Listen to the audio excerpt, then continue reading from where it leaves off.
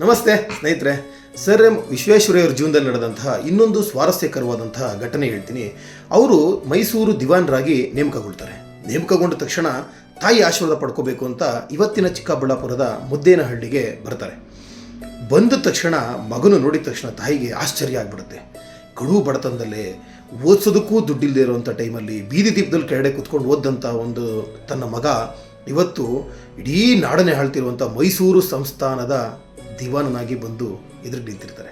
ಆ ಪೋಷಾಕಿನಲ್ಲಿ ಆ ದಿವಾನ ಡ್ರೆಸ್ ನೋಡಿದಾಗ ತಾಯಿಗೆ ಆಶ್ಚರ್ಯ ಆಗುತ್ತೆ. ದೃಷ್ಟಿ ತೆಗಿಬೇಕಾ, ಮಗನ್ನ ಕೊಂಡಾಡಬೇಕಾ, ಮುದ್ದು ಮಾಡಬೇಕಾ, ಏನು ಹೇಳಬೇಕು ಅಂತ ತಾಯಿಗೆ ಗೊತ್ತಾಗಲ್ಲ. ಆ ಒಂದು ಸಂತೋಷದ ಕ್ಷಣ ಅದಾಗಿರುತ್ತೆ. ಸರಂಬಿಯವ್ರು ಬಂದು ಊಟ ಉಪಚಾರ ಮಾಡಿ ತಾಯಿ ಆಶೀರ್ವಾದ ಪಡ್ಕೊಂಡು ಇನ್ನೇನು ಹೊರಡಬೇಕು. ಆವಾಗ ಒಂದು ಮಾತು ಹೇಳ್ತಾರೆ, ಅಮ್ಮ ನಾಳೆಯಿಂದ ನಾನು ಮೈಸೂರು ಸಂಸ್ಥಾನದ ದಿವಾನ. ನಿನಗೆ ತುಂಬ ಕಡೆಯಿಂದ ನಿನಗೆ ತುಂಬ ಸಂಬಂಧಿಕರು, ಅಕ್ಕಪಕ್ಕದ ಮನೆಯವರು, ಅವರು ಇವರು ಎಲ್ಲ ನಿನಗೆ ನಾಳೆಯಿಂದ ಹಿಂಸೆ ಕೊಡೋಕ್ಕೆ ಸ್ಟಾರ್ಟ್ ಮಾಡ್ತಾರೆ. ನಿಮ್ಮ ಮಗ ದಿವಾನ ಆಗಿದ್ದಾನೆ, ಅರಮನೆಯಲ್ಲಿ ಏನಾದರೂ ಕೆಲಸ ಕೊಡಿಸಿ, ಸರ್ಕಾರಲ್ಲಿ ಏನಾದರೂ ಕೆಲಸ ಕೊಡಿಸಿ ಅಂತ ಅಕ್ಕಪಕ್ಕದ ಮನೆಯವರು, ಸಂಬಂಧಿಕರು ನಿನ್ನನ್ನು ಕೇಳ್ಬೋದು. ನೀನು ಮೈಸೂರಿಗೆ ನನ್ನನ್ನು ಯಾವಾಗ ಬೇಕಾದರೂ ನೋಡೋದಕ್ಕೆ ನೀನು ಬರ್ಬೋದು. ನೀನು ನಿನ್ನ ಮಗನ ನೋಡೋದಕ್ಕೆ ಮಾತ್ರ ಬರಬೇಕು. ಈ ಥರ ಯಾವುದೇ ಶಿಫಾರಸ್ಗಳನ್ನ ತಗೊಂಡು, ಇನ್ಫ್ಲೂಯೆನ್ಸ್ಗಳನ್ನ ತಗೊಂಡು ಮೈಸೂರಿಗೆ ಬರಬೇಡಮ್ಮ. ನಾನು ದಿವಾನನಾಗಿರೋದು ಈ ನಾಡಿನ ಕೆಲಸ ಮಾಡೋದಕ್ಕೆ, ಮಹಾರಾಜರ ಅನುಯಾಯಿಯಾಗಿ ಅವರ ಒಂದು ದಿವಾನನಾಗಿ ನಾನು ನಿಯತ್ತಾಗಿ ನಿಜಾಯಿತಿಯಾಗಿ ಕೆಲಸ ಮಾಡೋದಕ್ಕೆ ನಾನು ದಿವಾನನಾಗಿದ್ದೇನೆ ಹೊರತು ನನ್ನ ಕುಟುಂಬ, ನನ್ನ ಸ್ನೇಹಿತರು ಯಾರ ಶಿಫಾರಸ್ಗೂ ನಾನು ಕೆಲಸ ಮಾಡಲ್ಲ. ಅರ್ಹತೆ ಇದ್ದವರಿಗೆ ಮಾತ್ರ ಕೆಲಸ ತಾನೇ ಹುಡಿಕೊಂಡು ಬರುತ್ತಮ್ಮ.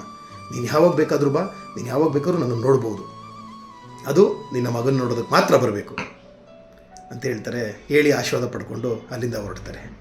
ನೋಡಿ ಸ್ನೇಹಿತರೆ, ಇವತ್ತು ನಮ್ಗೆ ಯಾರಿಗಾದರೂ ಒಂದು ಸಣ್ಣ ಸರ್ಕಾರಿ ಕೆಲಸ ಸಿಕ್ಬಿಟ್ರೆ ನಮ್ಮ ಸಂಬಂಧಿಕರು, ನಮ್ಮ ಸ್ನೇಹಿತರು ಅವ್ರಿಗೆ ಅರ್ಹತೆ ಇದೆಯೋ ಇಲ್ವೋ ಏನೋ ಇನ್ಫ್ಲೂಯೆನ್ಸ್ ಮಾಡ್ತೀವಿ, ಇಲ್ಲ ಲಂಚ ಕೊಡಿಸಿ ಏನೋ ಮಾಡಿ ಅವ್ರಿಗೊಂದು ಕೆಲಸ ಕೊಡಿಸ್ಬಿಟ್ಟು ಅವ್ರ ಲೈಫ್ ಸೆಟ್ಲ್ ಮಾಡಿಬಿಡ್ತೀವಿ.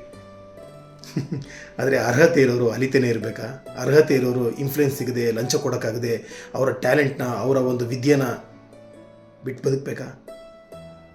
ಅರ್ಹತೆ ಇರೋರಿಗೆ ನಿಜವಾದಂಥ ಸ್ಥಾನ ಸಿಗಬೇಕು, ಸ್ಥಾನಮಾನಗಳು ಸಿಗಬೇಕು, ಗೌರವ ಸಿಗಬೇಕು, ವೃತ್ತಿ ಸಿಗಬೇಕು. ಇದು ಸರಂಬಿಯವರ ಅಭಿಲಾಷೆ ಆಗಿತ್ತು, ಅವರ ಸಿದ್ಧಾಂತ ಆಗಿತ್ತು. ಎಷ್ಟು ಅದ್ಭುತ ಅಲ್ಲ? ಅವರು ಬದುಕಿರೋ ಬದುಕೆ ನಮಗೆ ಮಾರ್ಗದರ್ಶನ.